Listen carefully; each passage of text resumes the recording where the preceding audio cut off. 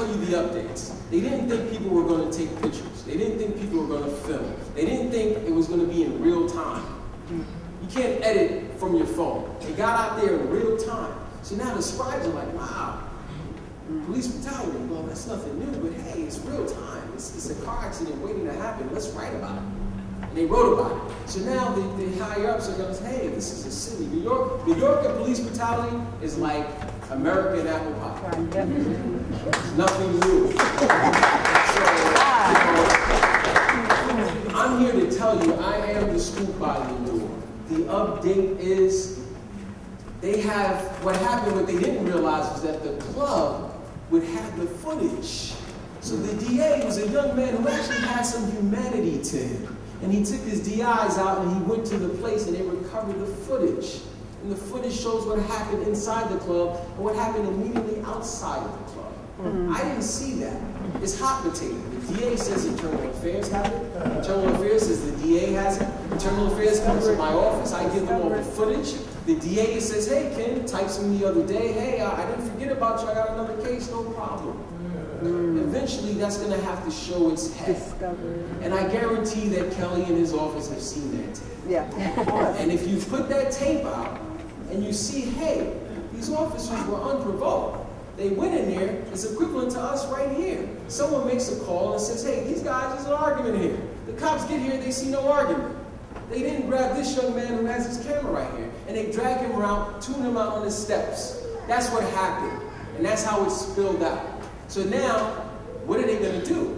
If they drop the charges, then the question becomes, well, do those police officers, should they be GO-15, which means administratively charged for what they've done? Yes. Should they be charged for what they've done?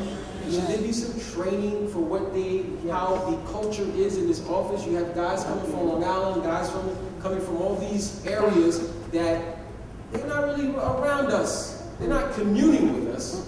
It's almost like you go to the zoo and you watch people. So that's the problem right now. So on the 27th, I'll be honest, I would love for them to drop the charges. But I'm prepared. It's a such thing in my world, even when you know it's rabbit season, you prepare as if it's bear season. What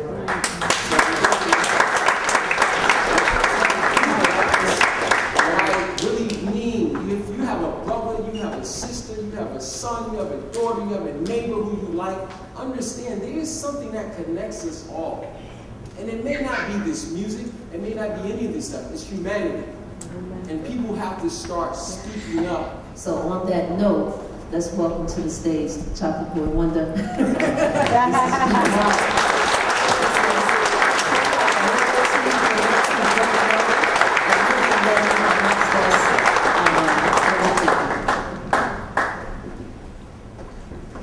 Well, I've never been much of a talker, just a rapper maybe. I talk with my hands with music. But what happened on June 28th was beautiful. That turned ugly in the end. And, you know, I'm not going to take up too much time up here. I just believe that it took a lot for me not to, you know, jump on one of those cops that were on top of my family like that. But, you know, I'm a strong person, minded, and I knew what I was up against. So, you know, with that said, I just want to seek justice for my wife and kids.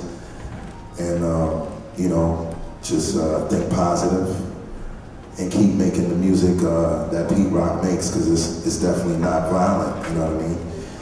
And some of these cops that buy the music and skip through it, you know, they look for that killer cop line, or, you know, selling drugs, or, you know, dealing guns or whatever. But Pete Rock's music has never been about that. And I'm very positive about seeking justice. Thank y'all all for coming. Very much. On that note, we have the two final, close to final segments of our program. Kevin Powell is here.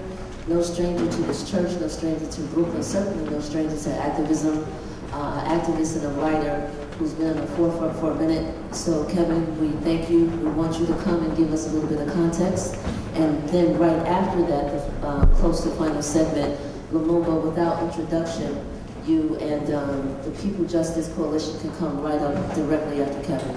All right, so everybody, please welcome our friend Kevin Powell.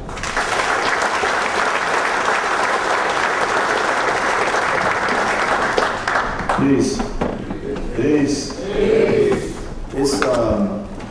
It's really deep being here. Peace. Reverend Daughtry, thank you. I was just in the cut. Can we give Reverend Daughtry another round of applause, please?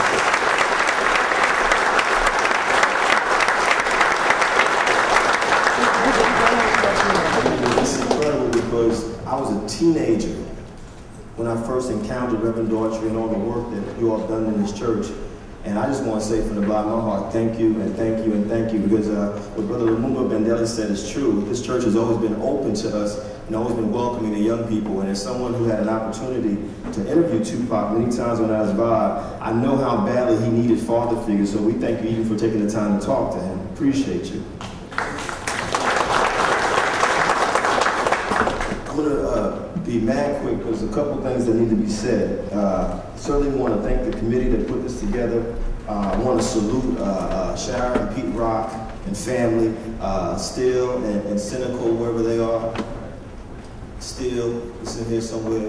I want to definitely acknowledge April and Ken and everyone, because we really came together. And I'll be honest with y'all, I was going to be chilling this summer. I was like, I need a break. You know, I just want to play basketball on Saturdays. And I was actually going to be at this event that Tuesday, June 28th, but I was just getting back in town. But then I got a call or a text or email, I can't remember what it was, from Cynical the next morning.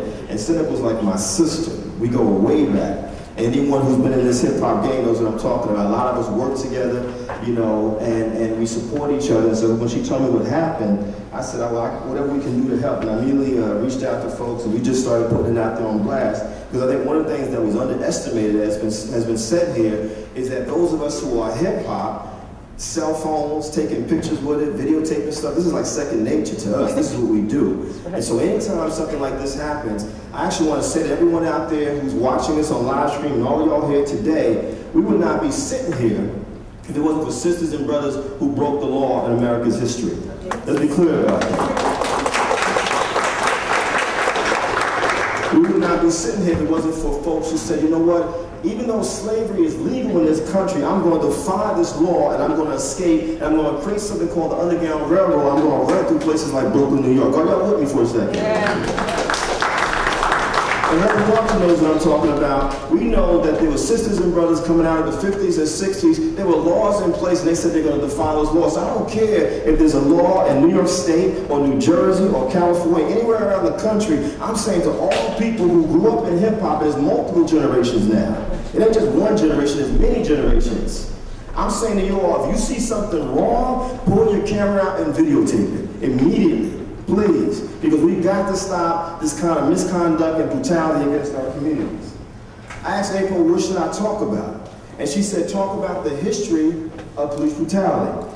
And I started thinking to myself, sisters and brothers, when did I first become aware of police brutality? Well, I was 14 years old. I've been in Brooklyn half my life. The other half of my life, I was born and raised in Jersey City, New Jersey. I got into a fight with a brother named Richie Rodriguez on a school bus. We were both 14-year-old boys. You can look at me now. I've weighed as much as I've ever weighed in my life, which is about 160-something pounds. When I was 14, I probably weighed 80 pounds. The cops came on the bus, and they dragged us off the bus. I noticed that I was being dragged off a little bit more aggressively than the brother I was fighting. And so when we got to the police car, my hands are handcuffed. An Officer Quinn, I will never forget his name, with red hair and a red mustache, didn't like the fact that I said, uncuff me, how dare you, because I had a mouth. But this is a tall man, he's about 6'3", 207 pounds. He proceeded to ball his fist up while I'm handcuffed next to him in the back seat of that car, and he busted my nose wide open. This is in the dead of winter, and I had a beige ski jacket on. I'll never forget it. My entire ski jacket was red at that point.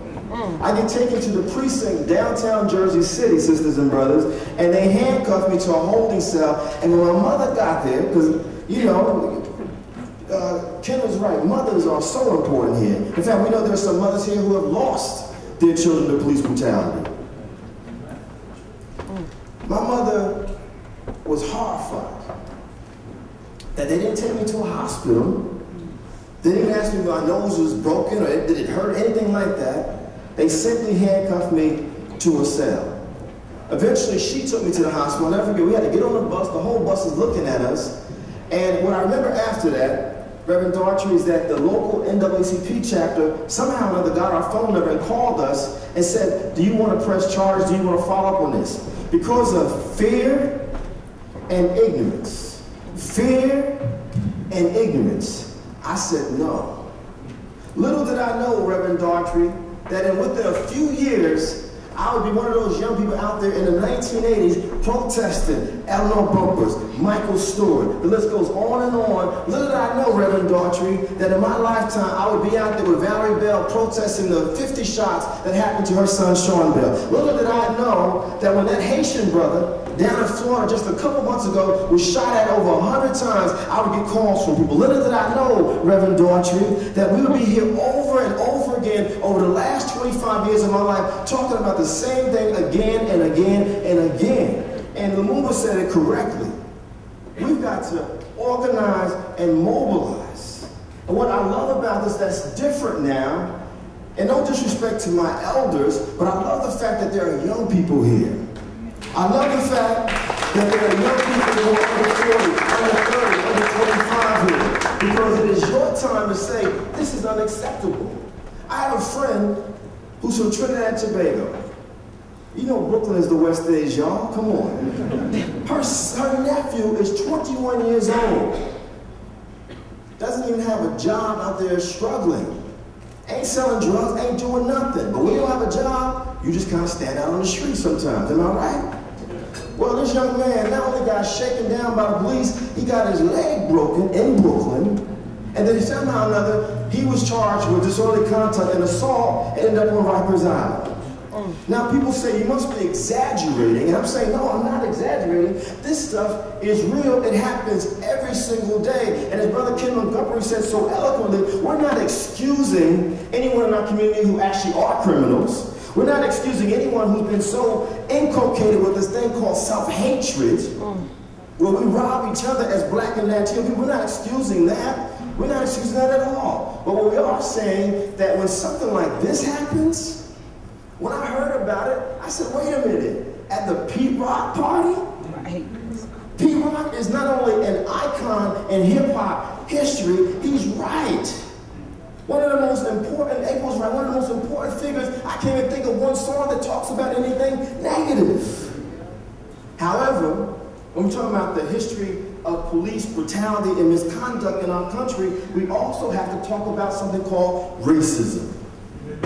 Systemic, historical, structural, institutionalized racism. And I don't want to preach to you all, but I'm a student of history. And I'm an American who was born in this country, and if anyone actually calls themselves an American, they should know this stuff. You know, let's be clear about the fact that Native Americans, the first Americans, the indigenous people, the original owners of this land where Manhattan got its name from, were the victims of all kinds of violence because of who they were. Yes. They were racially profiled because of who they were. We're clear that African people were brought here as slaves, and they were racially profiled so much so that this whole thing around the prison industrial complex that Ken was talking about just didn't start 10 years ago, 20 years ago. If you go back to the 1790s, 1800s, the highest population in the prisons at that time were Black men. And immediately after slavery ended in this country, in 1865, guess who was in the prisons? Black men. But we don't have to stop there. We understand, sisters and brothers, that even though the Civil War happened and so-called emancipation happened, it didn't mean that you stopped being counted as 3/5 of a human being, which was in the Constitution of the United States. When we talk about how people are treated, it's because there's this perception that you're not a human being. And now people don't want to hear this, but it's the truth. Because if you're a human being, why would your wife be knocked to the ground throwing on some garbage? If you're a human being, why would someone roll up to a party that is civil and peaceful and say, okay, we're going to mace all of you? If you're a human being, why would someone have to walk around in a neck brace a month later? If you're a human being. But what I realized, particularly when they told me that some of the cops weren't just white these days.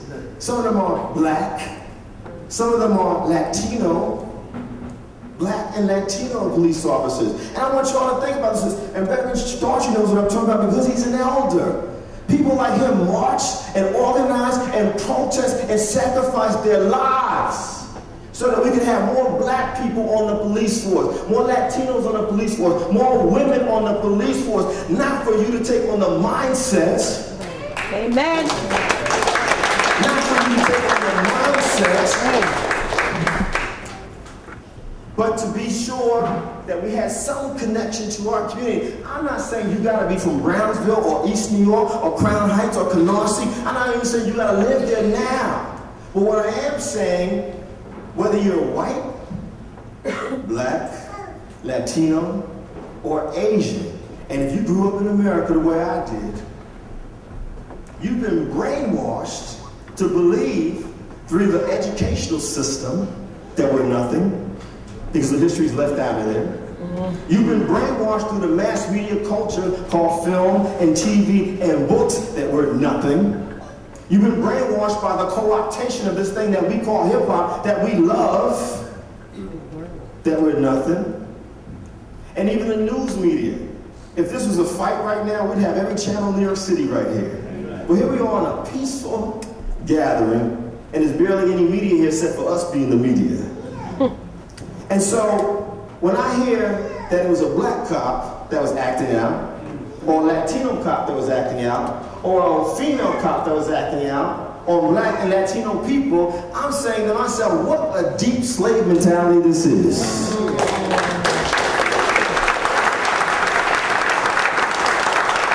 What mindless is that in 2011, you actually believe if some black and Latino people and other sisters and brothers, because we're all sisters and brothers, but majority of black and Latino people are coming together, it somehow must be violent, and therefore they're dangerous, and you're just going to wild out on them, and here we are having to deal with this situation. And why is it important? Think about this for a second. We're talking about a joblessness rate in this country that is out of control. Say for the sake of argument, none of these 5 people have any criminal records. If this case is not dropped, Brother Montgomery, you know this. They will now have to go apply for jobs, and they have to say, I have a criminal record. And so they come from Malcolm, that's called a very vicious cycle. So when we talk about the history of police brutality, we also need to connect some dots here. This ain't just New York City. This is a young man in Pittsburgh, Pennsylvania, 18 years old, January 2010, honor student. Went to the Performing Arts High School in Pittsburgh and played the violin, classically trained violinist. One of the deep things that we see happening often, plainclothes, unidentifiable police officers, 3 of them, rolled up on this young man at night. He did what many brothers would do in the hood. He ran because he thought he was going to get jumped. Turns out they were police officers. They said he had a bulge in his coat. They beat him into such a pulp. His name is Jordan Miles. Google it. The photos are there. And then they realized that the bulge in his coat was a bottle of Mountain Dew soda. The way the black object that Amadou Diallo had was a wallet. The way I have to be so conscious, even in my 40s, I always say to myself, let me keep this BlackBerry out, let me keep the light on this thing. I don't want anyone to say, this is a gun. Now, what other people have to think like this and live like this if you're a human being? If you're a human being. If you're a human being. But you know, one of my friends, I'm going to close it here, because we're going to pass this to some practical solutions, said, this will go on if there are no consequences. This will go on. And I have to agree with them. And so what I'm saying to you all, particularly those of us in the hip-hop community, and that's all of us, is that you all have got to become more politically aware of what's going on in our communities. You do need to know your rights. If you don't know your rights, it's beautiful that we have Pock Watch here. Talk to these folks. Don't let them leave and not get information from them. And share it with people. Put the information out there. Keep your cameras ready, but also make sure you don't put yourself in a position. They didn't do that here, but many of us put ourselves in a position, next thing you know, we're on Rikers Island. Let's be smarter, because what we do need, Reverend Daughtry, at this stage is a serious movement. You've done the work already. It's our time. And I can guarantee you, we are not going to stop until the charges are dropped for these young people once and for all.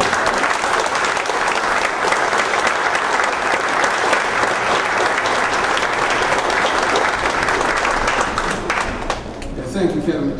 A few people walked in I wanted to acknowledge who have been supportive of this case for a while and who have contributed greatly to hip-hop. And I want to acknowledge Sister April Walker, founder of Walker Wear, who's been pushing this thing.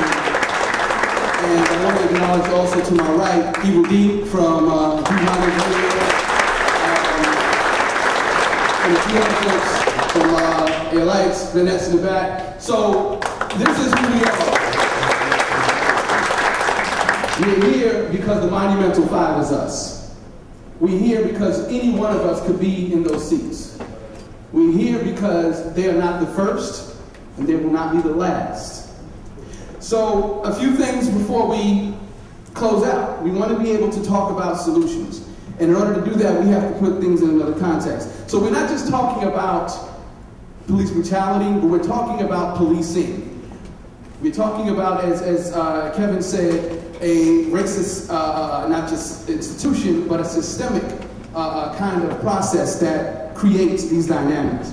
The ACLU said in 2010 alone, NYPD officers made over 500,000 stops. Okay, 2010 alone, over 500,000. 80.2% of those stops resulted in a gun being found. Less than 0.2. All right? We know that blacks and Latinos represent over 90% of all citywide trespass arrests on NYCHA property, although we only make up 54% of the New York City population. All right? The presence of New York City, presence of police in New York City Public School adds to this dynamic as thousands of children of color are forced to learn under the threatening presence of the institution that will more than likely stop and frisk them later. So we have institutional issues that create this dynamic, and we want to be able to say that those are the things we have to begin to chop away at. So we're calling for community response. We're saying that we will not continue to be victims of this, but we are going to go on the offensive. So the first thing we want everyone here to do is support not just the Monumental 5, but the other many victims of police brutality in their cases and their calls for justice. All right? The second thing, we want to make sure that everyone here marks on their calendar September 27th. That is the next date that the Monumental 5 will be in court. There should not be a day that these 5 people are in court alone. There should not be a day that they're in court alone. September 27th. If it was another album release party, we would remember it, right? It's a court date. Let's remember it. All right? Last but not least, we want to begin to develop a culture of observation when it comes to the police. Far too often, we have this thing, well, I'm going to mind my business. When you see the police interacting with our community members, we do not have the luxury to take that position anymore. Lives are at stake. We have to develop a culture of observation. If you do not have a video camera, stand there and look. Because when you turn away, that gives them the green light to act a fool. I'm going to tell you, from the Malcolm X grassroots movement, we've been doing our cop watch patrols since '99. Since '99. It wasn't until 2005 that myself and 2 other brothers were arrested for doing the patrol. So over that 6 years of us being out in the streets patrolling Bed-Stuy, we did not come across one incident of police brutality. So people say, well, that means it doesn't exist. No, it means that when there's an organized body that's out there watching them, it prevents it.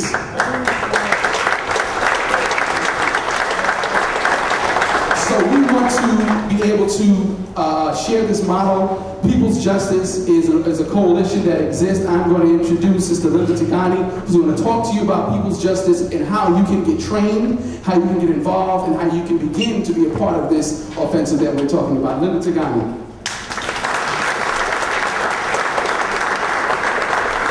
Thanks, everyone.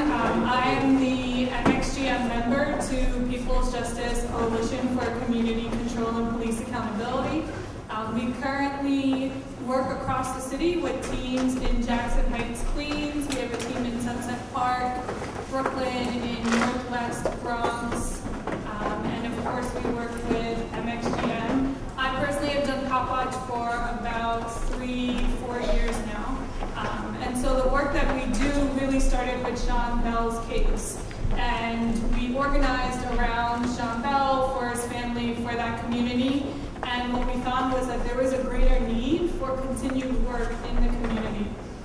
So as we see today, we have a case that does have that is high profile, and there are several cases that happen every single day, during the day and at night, where the people on your block, the men on your block, the women on your block, need your support.